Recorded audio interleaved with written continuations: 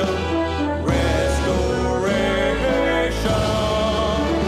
Not by might, nor by power, but by my Spirit, says the Lord. Restoration, restoration, restoration for the nation. Revelation 2:2. ప్రకటన గ్రంథం 2:2. Jesus is saying, యేసయ్య అంటూ ఉన్నాడు, I know your deeds, నీ క్రియలు నేను ఎరుగుదును, your hard work and your perseverance. నీ సహనము నేను ఎరుగుదును, నీ కష్టము నేను ఎరుగుదును. Yet I hold this against you. ఆయనను నీకు వ్యతిరేకంగా ఈ నేరమును మోపుతున్నాను. You have forsaken your first love. నీ మొదటి ప్రేమను వదిలితివి అంటూ ఉన్నాడు. Remember the height from which you have fallen. నీవే స్థితిలోంచి పడిపోయావో జ్ఞాపకం చేసుకో. Repent and do the things you did at first. కనుక మారు మనసు పొంది మొదటి చేసిన క్రియలనే తిరిగి చేయి. Jesus is aware of our spiritual condition. మన ఆత్మీయ స్థితి గురించి యేసయ్య తెలుసుకొని ఉన్నాడు. And he says, ఆయన అంటూ ఉన్నాడు, he who has ears, ఇదిగో వినుటకు చెవులు గలవాడు, let him hear what the Spirit says to the churches. ఆత్మ సంఘములతో చెప్పుచున్న మాట వినుడుగాక అంటూ ఉన్నాడు. Revelation 3:1. ప్రకటన గ్రంథం 3:1. Jesus is saying, యేసయ్య అంటూ ఉన్నాడు, I know your deeds. నీ క్రియలు నేను ఎరుగుదును. You have a reputation of being alive, but you are dead. ఇదిగో నువ్వు సజీవుడు అని అనుకుంటున్నావు కానీ నువ్వు మృతుడివే. Wake up. లే, Strengthen what remains in you and is about to die. ఇదిగో బలహీనముగా ఉన్నవి చనిపోబోతున్న వాటిని బలపరచు అంటున్నాడు. I have not found your deeds complete in the sight of my God. నా దేవుని దృష్టి యందు నీ క్రియలను సంపూర్ణంగా చూడలేదు అంటున్నాడు. Remember that, therefore, కనుక జ్ఞాపకం ఉంచుకొనుము, what you have received and heard. నీవు దేని గురించి వింటివో దేని పొందుకున్నావో Obey it and repent.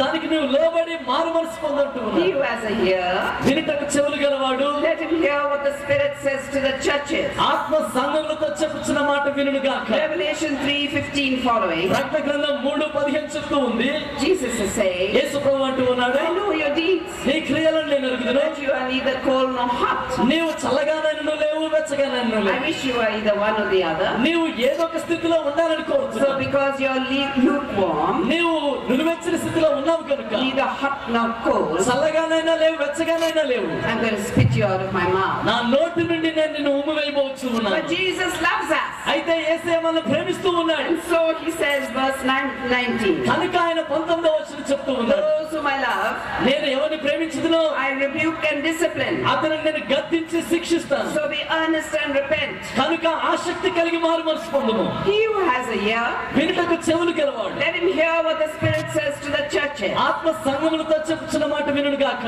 Sin cannot stand in the presence of our God. పాపం మన దేవుని సన్నిధి నిలవనేరదు.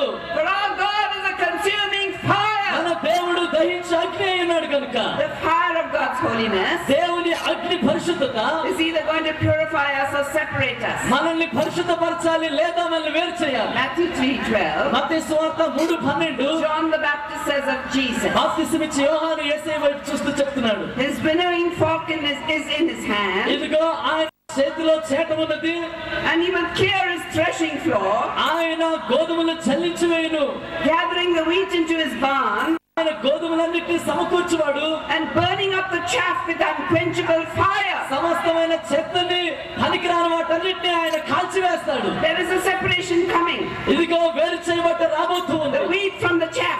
ఇదిగో గోధుమల నుంచి గురుగుల్ని వేరు చేయబోతూ ఉన్నాడు. God cannot be mocked. దేవుడు వెక్కిరించబడడు.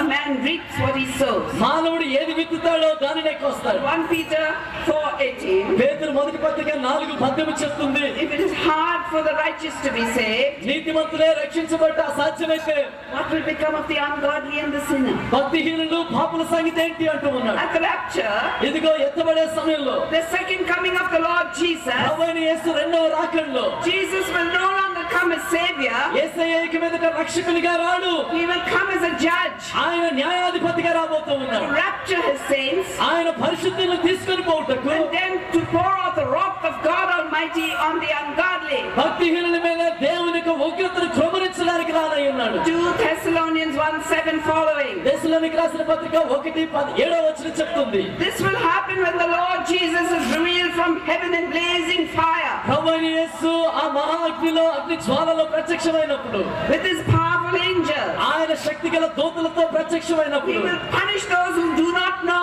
God. దేవుణ్ణి ఎరుగని వారిని ఆయన శిక్షిస్తాడు. శిక్షిస్తాడు.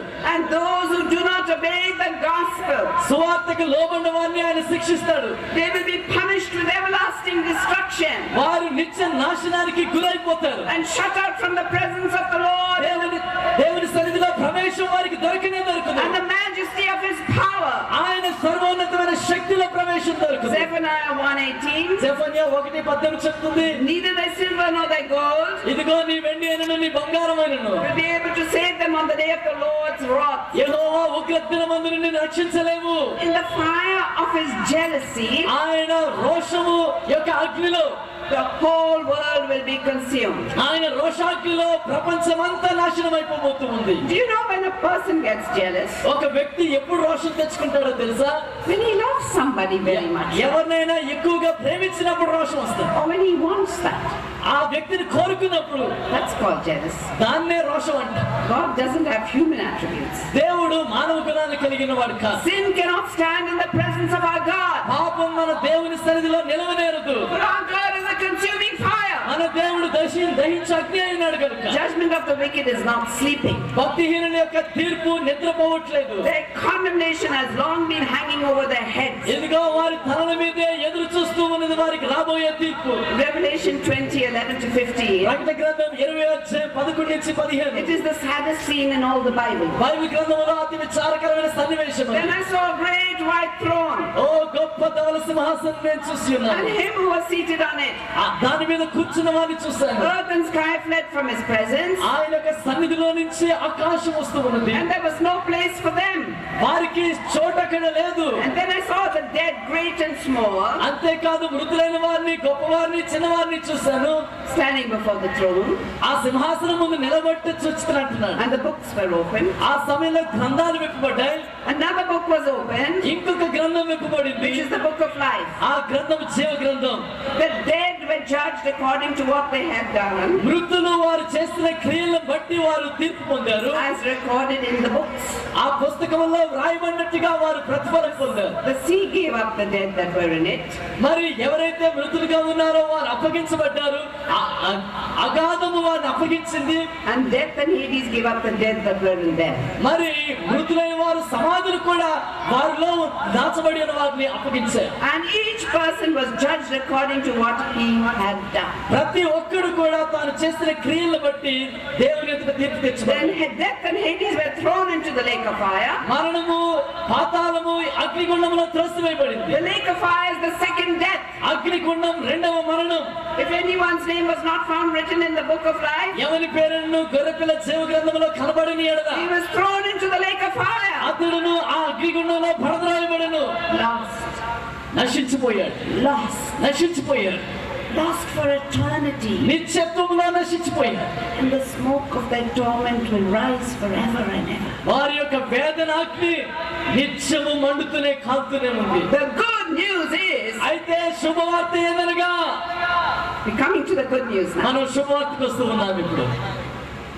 that Jesus, Yesayya, the only begotten Son of the Father, తండ్రికి ఏకైక కుమారుడైన యేసు, born of a virgin, కన్య గర్భమందు పుట్టినవాడు Jesus, Yesu, the fully human, fully divine God-man, సంపూర్ణ దేవుడైన మానవుడు, came to seek and save the lost. నశించిన దానిని వెతికి రక్షించడానికి So వచ్చాడు. God so loved the world దేవుడు లోకాన్ని ఎంతో ప్రేమించాడు. that he gave his one and only Son, ఆయన ఏకైక కుమారుని వారి కొరకు that అర్పించాడు. whoever believes in him ఎవడైనా ఆయన్ని విశ్వసించిన యెడల shall not perish, వాడు నశించక but have eternal life. నిత్య జీవం పొందినట్లు అనుగ్రహించాడు. God gave his Son దేవుడు తన సొంత కుమారుని అనుగ్రహించాడు.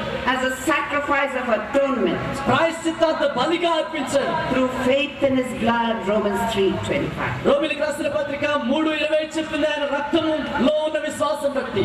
Because without shedding of blood there is no forgiveness, Hebrews 9:22. హెబ్రీయులకు రాసిన పత్రిక 9:22 చెప్తుంది, రక్తము చిందించకుండా పాపములకు క్షమాపణ లేదు.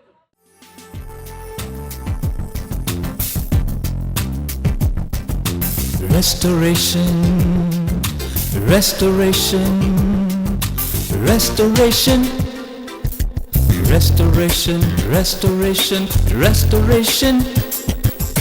Not by might, nor by power, but by my spirit, says the Lord. Restoration, restoration for the nation.